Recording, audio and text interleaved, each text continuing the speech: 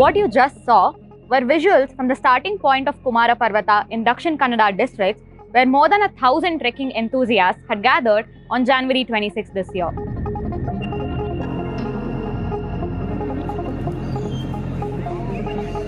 Similarly, during the third weekend of June, more than 5,000 people reportedly visited the Yettinabhuja and Mullayanagiri peaks in Chikamagaluru. According to the data provided by the Karnataka Eco-Tourism Board, more than 1.1 lakh people visited the 19 trails which fall under it between April and December of 2023. This is a significant increase when compared with 96,000 visitors in the previous financial year. There is a lot of influx of corporate people coming towards the forest areas, which is really going to endanger the species in that local region. Might be if you are sending a batch of 50 or 100 people in a day, that is a good sign. And if you are exposing to more than these numbers, probably the footfall on the nature, which can take a load of very minimal, when it goes to maximum level, we will have the adversity as far as everything is concerned. Apart from the trails which are maintained by the Eco-Tourism Board, there are many more trails which are maintained by the Forest Department. While an online booking system already exists for the trails which fall under the Eco-Tourism Board, Forest and Ecology Minister Ishwar Khandre recently announced that the online booking system would also be introduced to the trails which fall under the Forest Department. So right now we have nearly 18 places wherein online ticket booking is there. But in other places, there is no online ticket booking.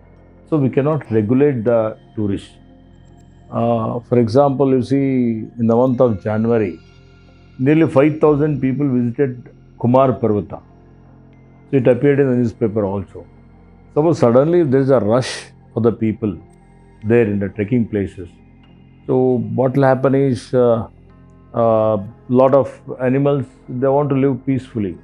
So there will be disturbance to the animals, birds and all other living creatures in the forest. That will destroy the ecosystem of that area. So that's the reason why you have stopped everything, and I have already ordered for online ticket booking for each and every trekking area. So there's a reason they are developing it, and now most probably in the month of July, first week of July, I will inaugurate that, and it will streamline and will restrict the people. The online booking system for Kudremukh and Netravati peaks in Kudremukh National Park will begin by next week, while all the other trails will eventually be integrated into the system.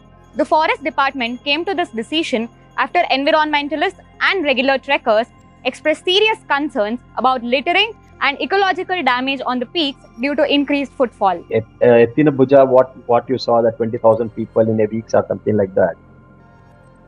Forest Department is looking at the revenue angle, but at the same time, if you look at the other side of the garbage which has been strewn along all over the places. Last time when I'd been there 2 years back, we ourselves collected almost like 3 gunny bags of plastic bottles. These are the so-called learned corporate cultured people who go on the en route, and they have thrown the bottles here and there to their whims and fancies, and they come back and they go back. See, that is bad culture actually. Here is how the online booking system works. In a day, only 300 people will be allowed to visit these peaks. This number was fixed based on the scientific carrying capacity of the peaks. The bookings for an entire month will open up on the 25th of the previous month.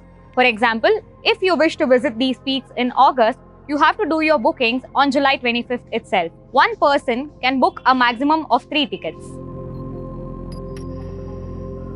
There will be a slight change in the booking system on weekends. Out of the total 300 tickets, 100 will be reserved for Tatkal bookings during the weekends. Out of the 100 tickets, 50 will be reserved for last-minute bookings and 50 will be reserved for local people. The Tatkal bookings open at 10 AM on every Thursday. For the trails which fall under the Eco-Tourism Board, there are no fixed booking days. The number of visitors has been capped differently for different peaks based on their carrying capacity. Even with the existence of an online booking system, more than 1,000 people had arrived at Kumara Parvata in January. We have to wait and see how successful the new system will be. We'll be bringing you more updates in the coming days. For more such videos and stories, follow The Hindu.